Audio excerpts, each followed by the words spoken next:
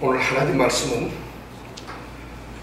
요한복음 14장 25절에서 31절 말씀까지 보겠습니다. 다 같이 한 목소리로 오늘 말씀을 읽도록 하겠습니다. 내가 아직 너희와 함께 있어서 이 말을 너희에게 하였거니와 보혜사 곧 아버지께서 내 이름으로 보내실 성령 그가 너희에게 모든 것을 가르치시고 내가 너희에게 말한 모든 것을 생각나게 하시리라. 평안을 너희에게 끼치노니 곧 나의 평안을 너희에게 주노라. 내가 너희에게 주는 것은 세상이 주는 것 같이 아니하니라. 너희는 마음에 근심도 말고 두려워하지도 말라. 내가 갔다가 너희에게로 온다 하는 말을 너희가 들었나니 나를 사랑하였다면 나의 아버지께로 감을 기뻐하였으리라. 아버지는 나보다 크심이니라. 이제 일이 이루기 전에 너희에게 말한 것은 일이 이룰 때에 너희로 믿게 하려 함이라. 이후에는 내가 너희와 말을 많이 하지 아니하리니 이 세상 임금이 오겠습니다. 그러나 저는 내게 관계할 것이 없으니 오직 아버지 사랑하는 것과 아버지의 명하신 대로 행하는 것을 세상으로 알게 하려 함이로라. 일어나라 여기를 떠나자 하시니라. 아멘. 이제 오늘은 요한복음 14장의 거의 마지막 말씀이 될 것 같습니다. 이 14장 말씀은 우리가 잘 아는 대로 예수님께서 자신이 고난을 이제 받으시고 십자가에 죽게 될 것을 제자들에게 말씀을 하십니다. 그런데 그 자리가 예수님께서 제자들과 나누는 마지막 6월절의 만찬 장소가 됩니다.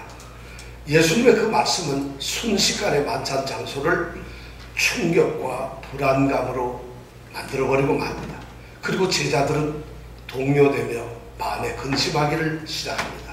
그래서 14장 1절 처음은 너희는 마음에 근심하지 말라. 하나님을 믿으니 또 나를 믿으라 하는 말씀으로 예수님이 격려를 하시고 위로를 하십니다. 자, 그런데 예수님께서는 그러한 상황에서 이제 이 세상에 남게 된 자신을 3년 동안 따라다니면서 하나님 나라의 사역을 했던 그 동역자였던 제자들을 향해서 예수님은 자신이 떠나고 그리고 남아있는 이 제자들에게 일어나야 될 그 하나님의 구속 계획을 다시 자세하게 설명을 하게 됩니다. 오늘 이 14장 말씀은 바로 그런 내용의 말씀들이 기록되어 있습니다.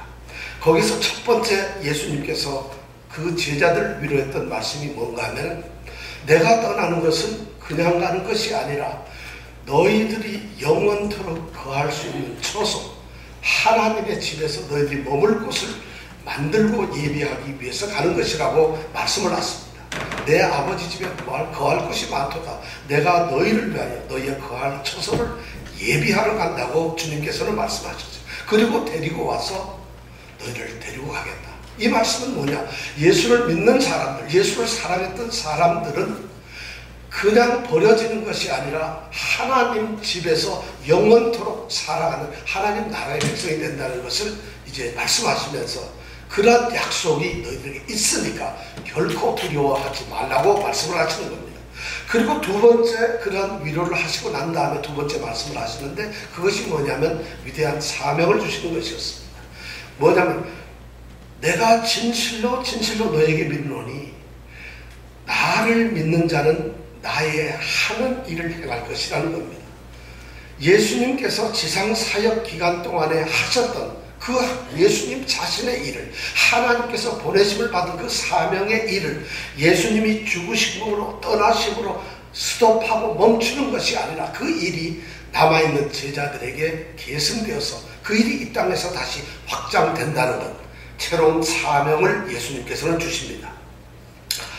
그런데 이 사명을 감당하기 위해서는 사실 쉽지 않죠. 그래서 예수님께서는 그들에게 그 사명 감당을 하기 위한 위대한 그 능력을 하나 주시는데 그게 뭐냐면 하면 기도라는 거죠. 내 이름으로 무엇이든지 내게 구하면 내가 시행하리라. 이렇게 예수님의 사역을 제자들이 하는데 어떻게 할 수 있습니까? 연약하고 두렵고 힘없고 배운 것이 없는 제자들이 어떻게 하나님의 아들인 예수님께서 하셨던 일을 할 수 있을까요? 그러니까 예수님께서는 너희들이 하는 것이 아니라 너희들이 그 사역의 현장에서 내 이름으로 무엇이든지 내게 구하라. 그리하면 내가 시행하리라고 약속을 하셨다. 위대한 기도의 약속을 주셨어요. 우리가 그래서 기도를 못한다, 기도할 수 없다는 건 있을 수가 없어요. 기도는 우리 주님께서 당신의 일을 하도록끔 우리에게 힘을 주시고 길을 열어주신 유일한 수단이라는 것이죠.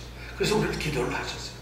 자, 제자들은 그런 말을 듣고 이제 사명을 받고 기도라는 새로운 무기로 무장이 되었기 때문에 이제 두려워하고 떨지 않아도 될 것 같았습니다.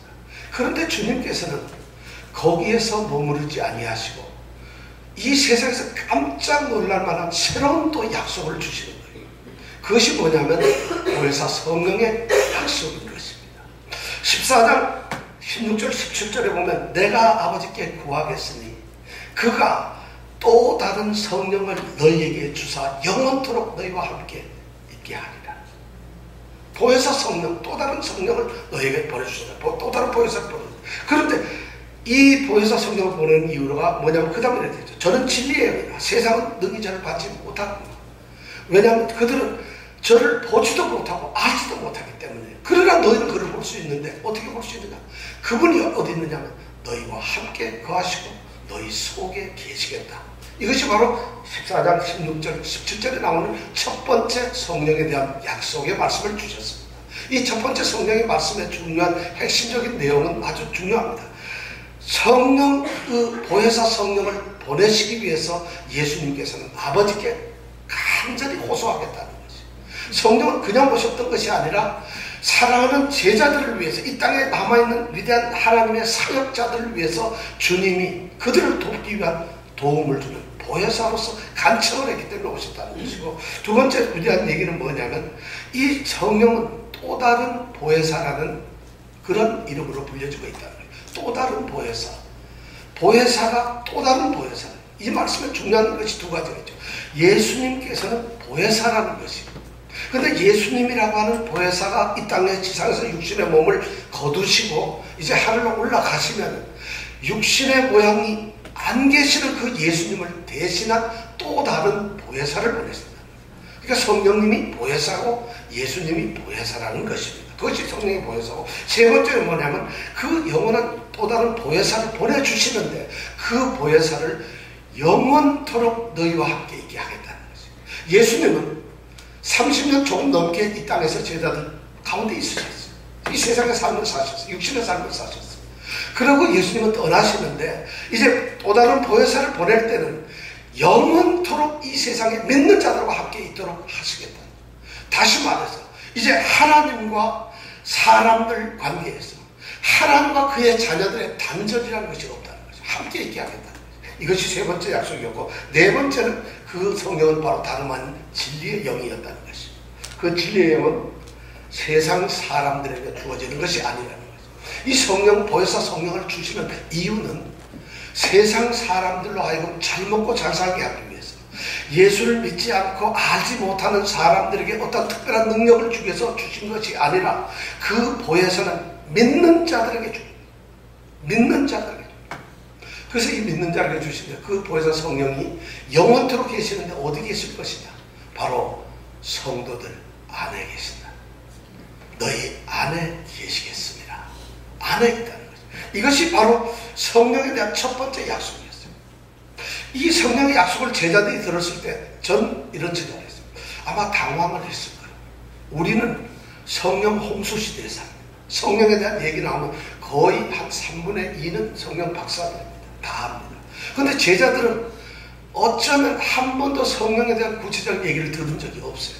그리고 예수님이 떠나는 마지막 날 밤에 비로소 성령을 보내겠다고 약속을 하셨을 때 그들은 성령이 어떤 존재일까? 성령은 도대체 무엇일까? 성령이 우리에게서 어떤 일을 하실까? 성령, 그분은 하나님과 예수님과 어떤 관계일까? 하는 것이 궁금했을 것 같아요. 그래서 요한복음에 보면 예수님께서 이 14장부터 17장까지 소위 말해서 다락방 강화 속에서 5번에 걸쳐서 성령에 대한 약속을 주십니다. 오늘 그 두 번째 시간입니다. 오늘 두 번째 시간의 약속은 뭐냐면 26절에 보니까 보혜사 곧 아버지께서 내 이름으로 보내실 성령, 그가 너에게 모든 것을 가르치시고 내가 말한 모든 것을 너에게 생각나게 하시겠다. 이런 약속은 두 번째 성령에 대한 약속을 예수님께서는 하십니다. 자, 이 두 번째 약속은 성령에 대해서 약속하셨던 것보다는 첫 번째보다는 조금 더 진전이 되어 있고 조금 더 구체적으로 성령에 대한 것을 알게 합니다. 요한복음을 통해서 나타나는 이 성령의 약속, 예수님의 성령의 약속은 오늘 우리에게 성령에 대한 분명한 지식을 갖도록 만들어줍니다. 지금 성령이 오늘날에 있어서 성령에 대해서는 전부 다가 다른 개념을 가지고 있어요. 그 성령이 혼탁스럽게도 성령 자체가 혼탁한 것이 아니라 성령을 누리고 성령을 받는 성도들이 모두 성령에 대한 정확한 그런 생각을 못 가지고 있어요. 그래서 요한복음을 통해서 우리는 예수님이 친히 말씀하죠. 아버지께 간청을 해서 그분이 보내주시는 그 성령에 대한 예수님의 말씀, 약속을 통해서 우리는 성령에 대한 분명한 지식을 가질 수가 있다고 생각합니다. 이 두 번째 약속을 통해서 우리는 예수님이 성령에 대해서 무엇을 말씀하고 있는가, 무엇을 약속하고 있는가를 한번 생각해 보려고 합니다. 첫 번째는 뭐냐면, 첫 번째 약속에 있어서는 또 다른 보혜사라는 이름을 말씀하고 있었어요. 보혜사, 옆에서 우리를 도와주시는 분으로 이렇게 이야기를 하고 있습니다. 그리고 진리의 영이라는 말씀으로 표현을 했습니다.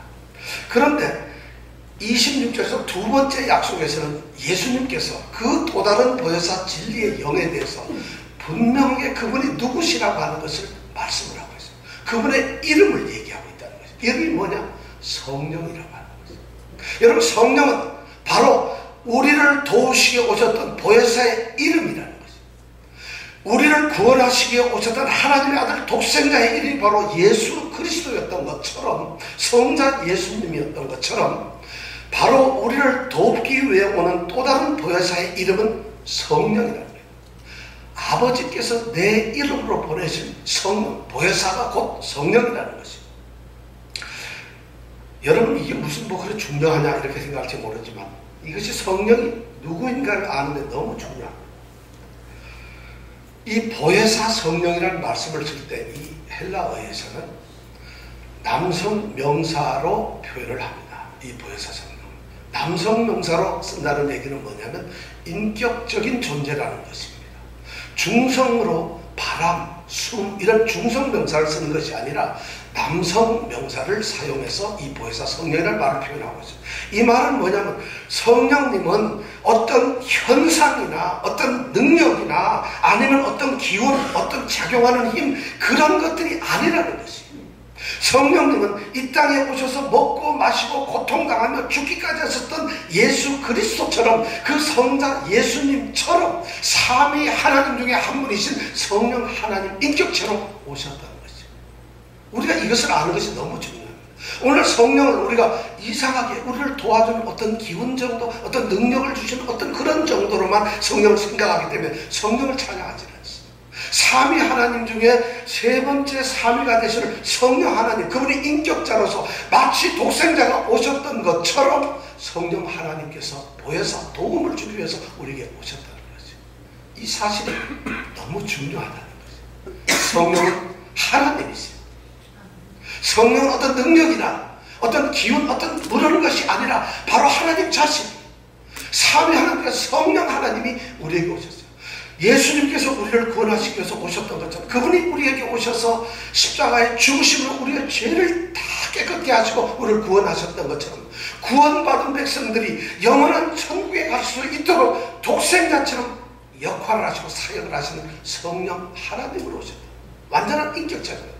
그러니까 우리가 성령님을 어떤 오해하는 그런 생각을 버려야 됩니다. 성령 하나님은 바로 인격체로서 우리에게 오셨다는 것을 기억하셔야 된다는 것입니다. 두 번째, 오늘 이 말씀에 보면은 성령 하나님이 그가 아버지께서 내 이름으로 보내실 성령이라는 거예요. 내 이름으로 보내셨다는 것이죠. 이 말이 또 참 중요합니다. 성령을 보내시는데 아버지께서 그냥 보내시는 게 아니에요. 내 이름으로, 여기서 내 이름은 예수님의 이름을 말합니다.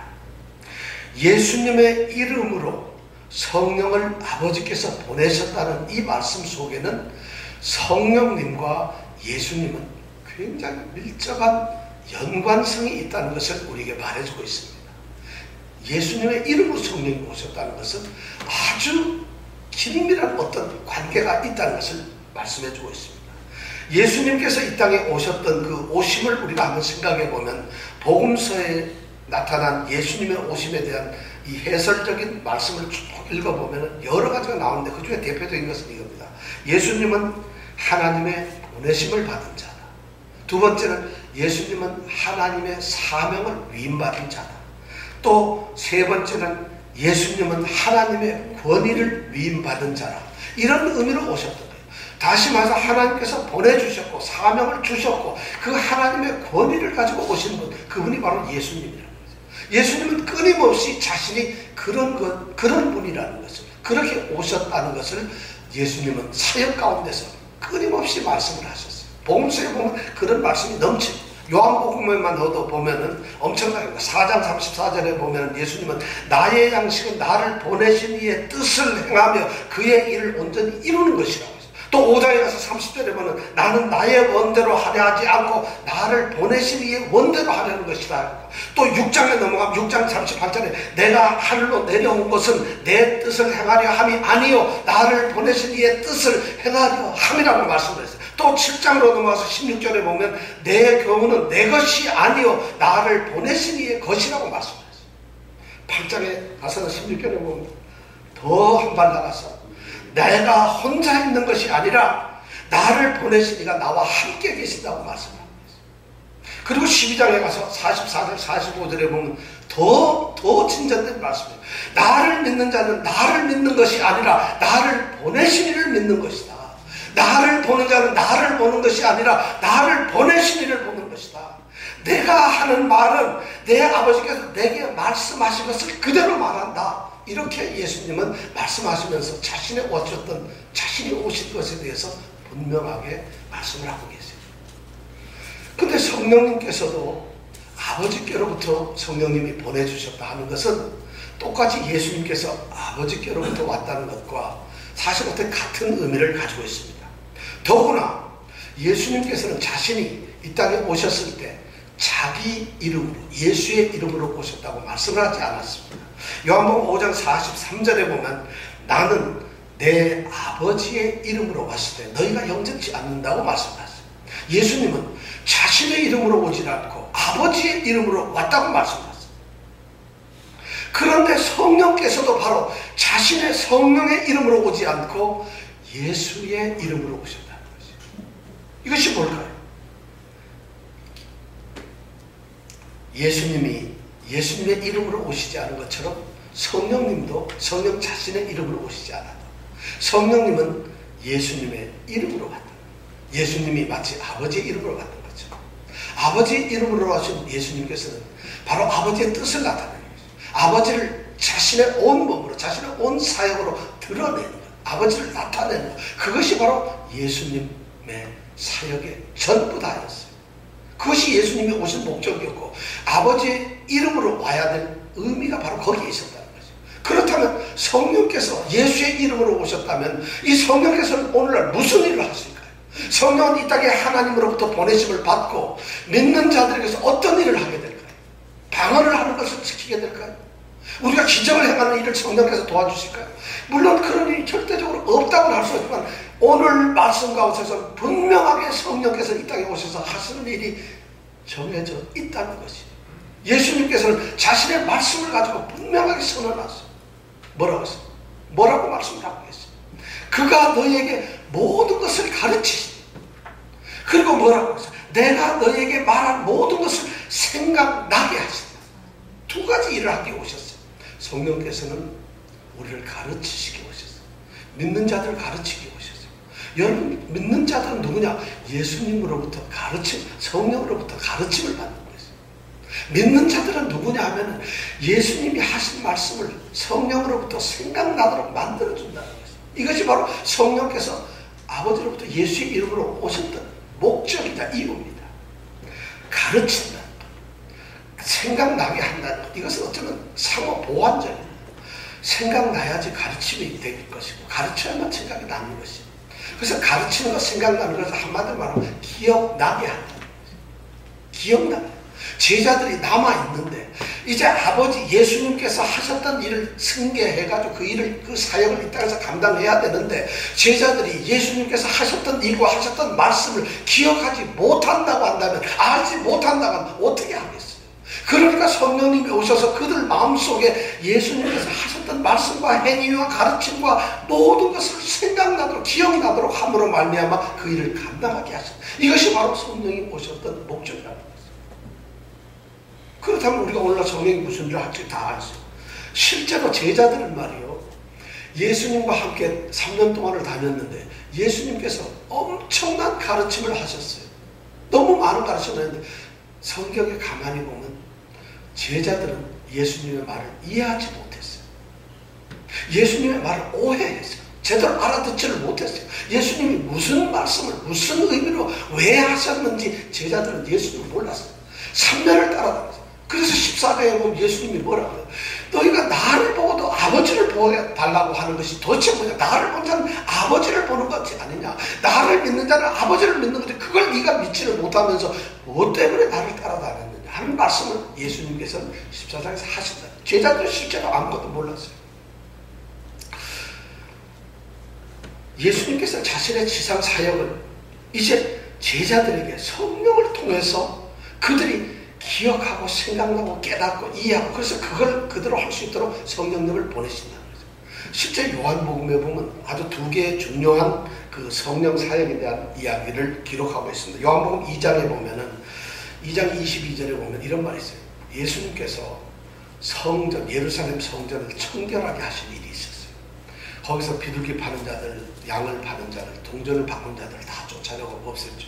그랬더니 유대인들이 도대체 왜 그러냐? 네가 무슨 권세로 이러냐? 넌 도대체 누구냐? 그러니까 예수님께 너가 이럴 수 있는 권세를 가졌다는 그 표정을 보여달라.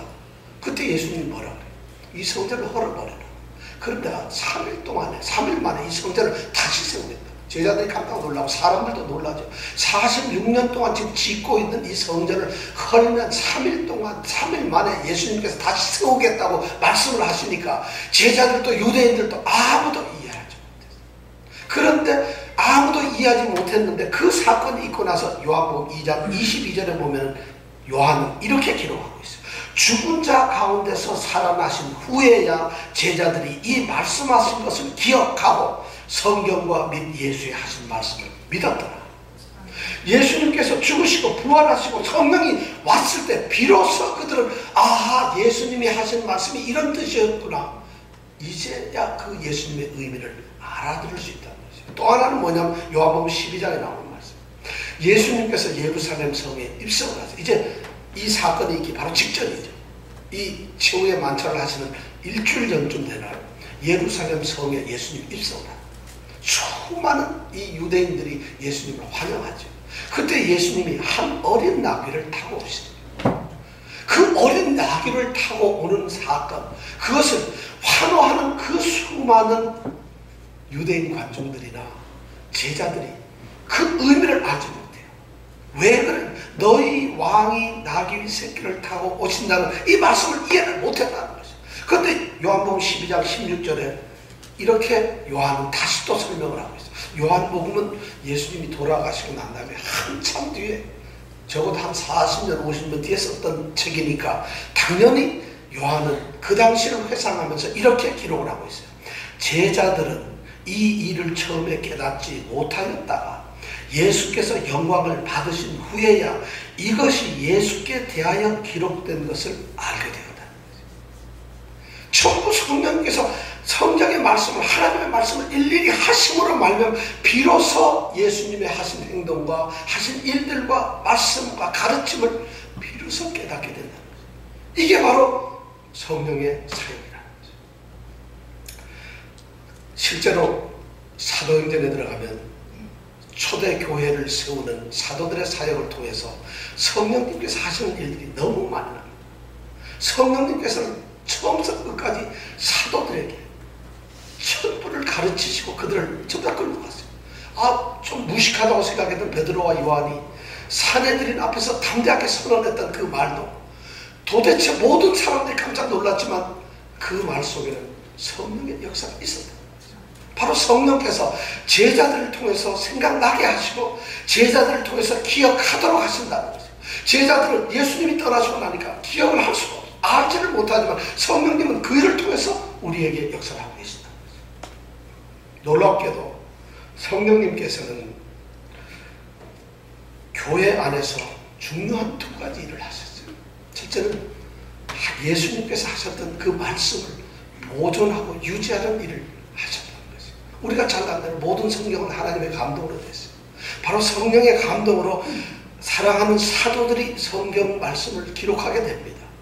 바로 하나님께 예수님께서 이 땅에서 하셨던 그 복음의 선포, 하늘나라의 복음에 대한 말씀을, 예수님의 가르침을 성령께서 그들에게 조명을 함으로 감동을 시킴으로 말미암아 그들이 성경을 만들게 되고 그것이 바로 우리에게 전해져서 글로 남겨짐으로 말미암아 우리가 오늘날 예수를 믿는 사람이 예수 그리스도께서 가르쳤던, 행하셨던 예수님의 말씀들을 우리가 보게 됩니다. 보기는 보는데 교회는 또 교회 안에서 성령님의 역사는 예수님이 하셨던 말씀을 보존하는 것뿐만 아니라 그 말씀을 우리로 하여금 기억나고 깨닫게 하십니다.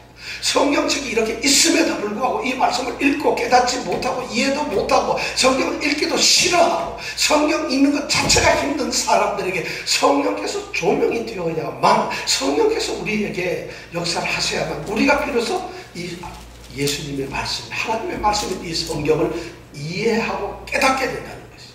그래서 성령께서는 말씀을 보존시키셨고 그 말씀을 오늘날 믿는, 아니 예수님 재림 때까지 오는 모든 믿는 자들이 말씀을 기억하고 깨닫고 알 수 있도록 역사를 하신다는 것이죠. 이것 때문에 성령님을 보내셨다는 것입니다. 성령님께서는 어떤 새로운 계시를 절대로 주시지 않습니다. 바로 이런 일 때문에 성령님께서는 매우 분명한 사역을 하고 계세요. 성령님께서는 예수님과 성자 예수님께서 하셨던 일과 예수님과 관계없는 것은 아무것도 하시지 않습니다. 예수님과 성령은 반드시 연결되어 있어요. 성령께서 성령의 독자적 일을 하시는 것도 아니고 아들이 하셨던 그 일을 계시하고 드러내는 일을 바로 성령이 하신다는 거예요. 그렇기 때문에 성령님께서는 아들과 관계없는 것들, 예수와 관계없는 것은 아무것도 안 한다는 것이에요. 그래서 예수를 알게 하고 예수를 깨닫게 하고 예수를 우리가 받아들이게 하고 영접하게 하는 모든 일을 하시는 것이 바로 성령이라는 것이에요. 그러면 우리가 오늘날 성령과 예수 경험을 우리는 나누게 돼요.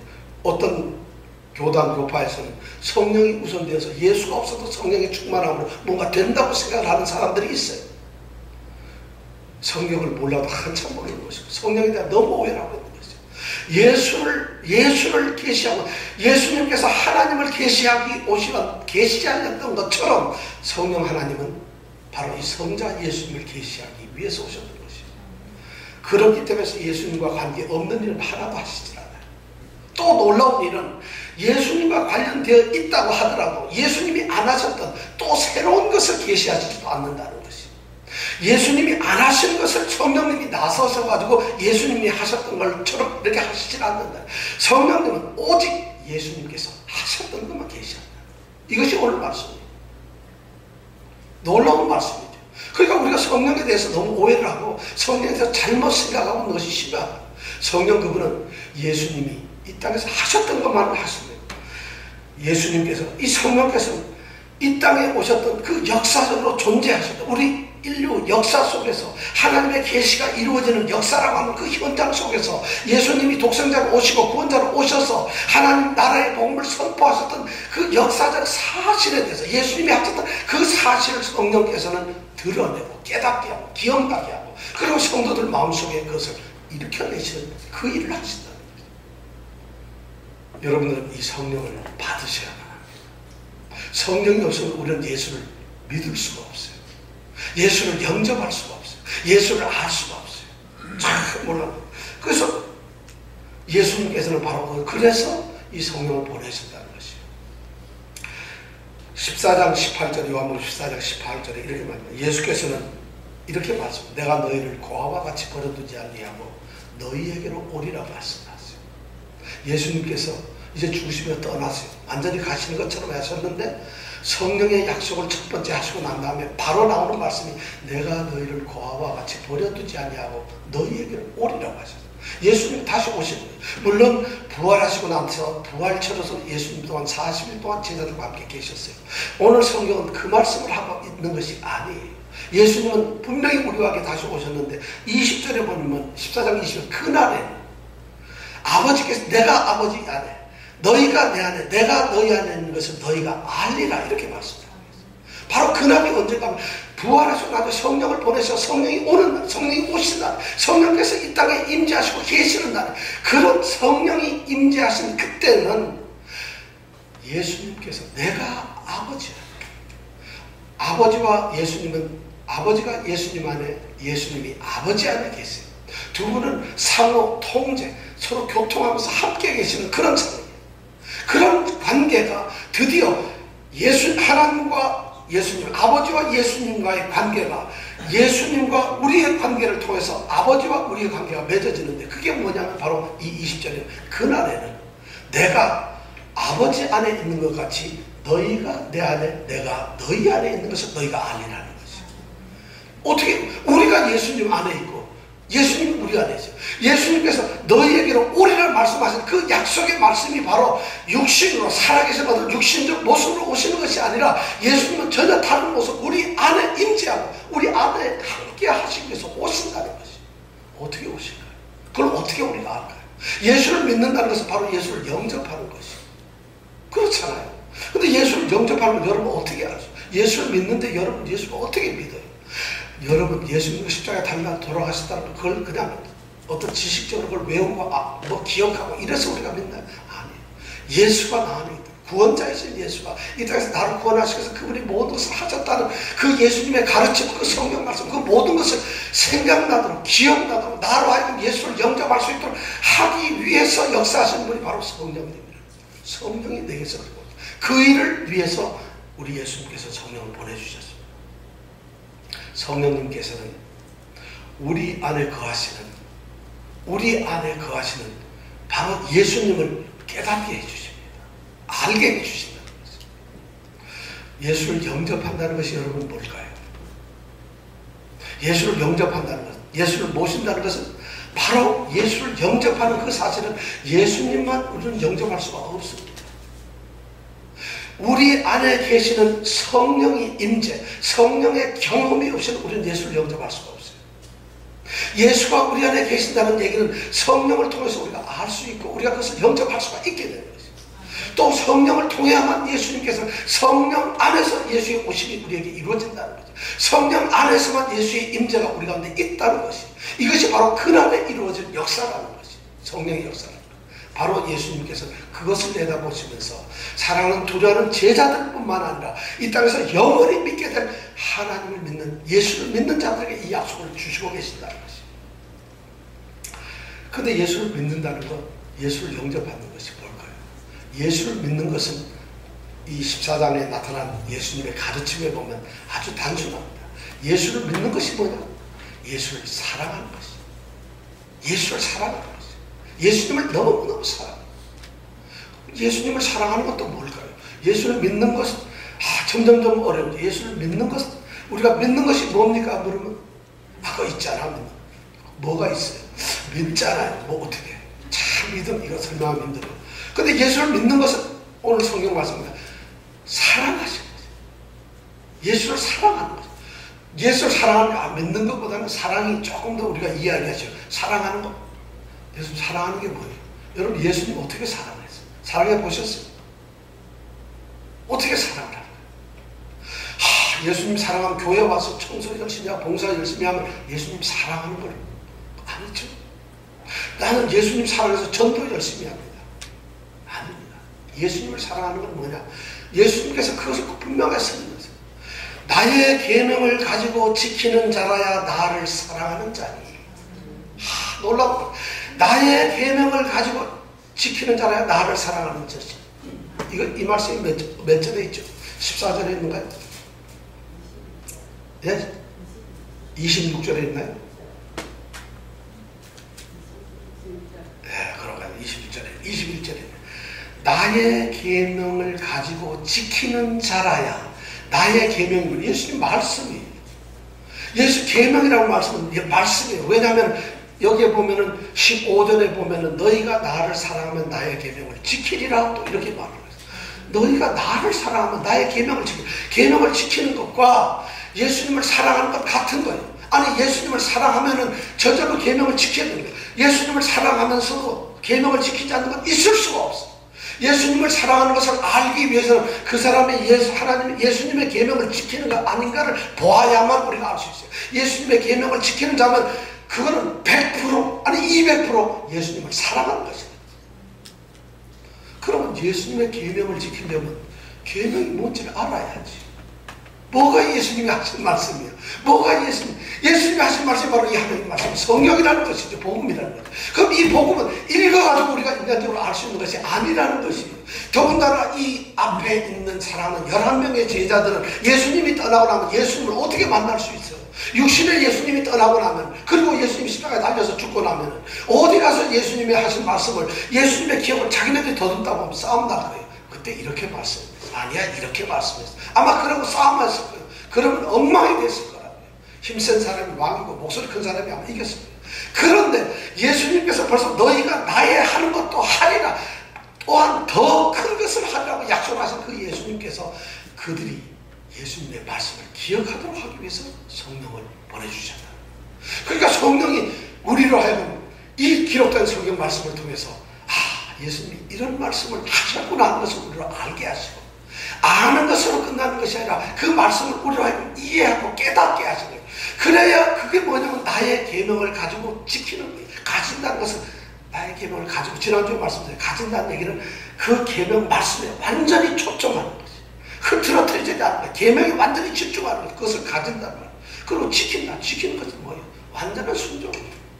알아야 순종하는 거예요. 그것을 하기 위해서 예수님께서는 성령을 보내셨다. 바로 성령에 대한 두 번째 약속이 뭐냐면 이것이, 성령이 누구십니까? 그분은 바로 남성명사로 사용된 인격체 성령 하나님이시다. 어떤 기운이나 어떤 무슨 현상이나 어떤 능력이나 어떤 뭐 일을 해낸 어떤 작용, 이런 것이 아니라 바로 성부 하나님, 성자 하나님과 똑같이 성령 하나님으로 인격체로 우리에게 오셨다. 그분이 도회사님. 두 번째, 그분은 예수님을 대리자로 오셨다. 이제 더 이상 예수님께서 우리와 육신적으로 있지 아니하고 우리 안에 계시기 때문에 그 안에 계시는 예수님을 영원토록 계실 수 있도록 그렇게 역할을 하기 위해서 성령께서 오셨다. 성도는 바로 예수님의 사역을 행하는 사람들이, 그 일을 하기 위해서는 예수님의 말씀과 뜻을 알아야 됩니다. 예수님이 무엇을 하시기를 원했고 무슨 일을 하셨다는 것을 알아야 됩니다. 그것을 알기 위해서 예수님께서 성령을 보내셨어요. 그래서 그걸 깨달은 제자들은 드디어 예수의 사역을 합니다. 더 중요한 것은 예수님께서 하신 그 사역을 하는 것, 그것보다도 더 중요한 것은 사역자인 우리 속에 예수님이 계신다는 것을 성령께서 깨닫게 해주신다는 거예요. 이것이 바로 믿음이고 신앙이고, 이것이 바로 예수를 사랑하는 것이에요. 그 사랑하는 것은 바로 성령의 감동을 통해서 예수님의 말씀을 깨닫는 것이에요. 이 예수님의 두 번째 성령에 대한 약속을 여러분들이 기억하시고 이제 성령을 사모하십시오. 성령께서 우리에게 오셔야만 우리는 예수를 믿는 사람이 됩니다. 나는 성령이 없어도 예수를 믿을 수 있어요. 나의 계명을 가지고 지키지 않기 때문에 모르는 사는 소리. 성령이 없이도 예수를 믿는다고요? 아니 예수가 없는데도 성령을 받을 수 있다고요? 예수를 믿는다는 것이면 성령은 바로 그 일 때문에 오셨어요. 여러분, 성령은 우리에게 막 어디서 두 손을 하면 손을 떨리게 하기 위해서 오신 것이 아니에요. 우리의 혀가 굳어지게 만들기 위해서 오신 것이 아니라는 얘기예요. 우리 머릿속이 혼미해져서 우리 눈이 개슴치레해서 이상한 것을 보게 하기 위해서 성령이 오신 것이 아니라 그분은 너무나 맑은 지혜의 영, 너무나 거룩한 정말 진리의 영으로서 예수님이 하신 말씀을 깨닫게 하기 위해서 예수님께서 아버지께 간구했어요. 내가 아버지께 구하겠으니 그가 너에게 또 다른 보혜사를 보내신다는 것이에요. 그리고 너희와 영원토록 함께 하신다는 것이에요. 이 약속이 우리에게 주어졌다는 것이에요. 이 성령을 받는 귀한 성도들이 되시길 바랍니다. 정말 성령 안에 살아가는 귀한 성도들, 그래서 예수님 뜻 잘 알고 예수님 말씀대로 예수님께서 맡겨주시고 계획하시고 예수님이 명령하시고 지시하시고 예수님이 하다가 혹시라도 완성이 안 됐다면 우리가 그 일을 감당해야 돼요. 성령을 통해서 깨닫게 되면서 감당하는 이런 은혜가 우리에게 있기를 축원합니다. 기도하겠습니다.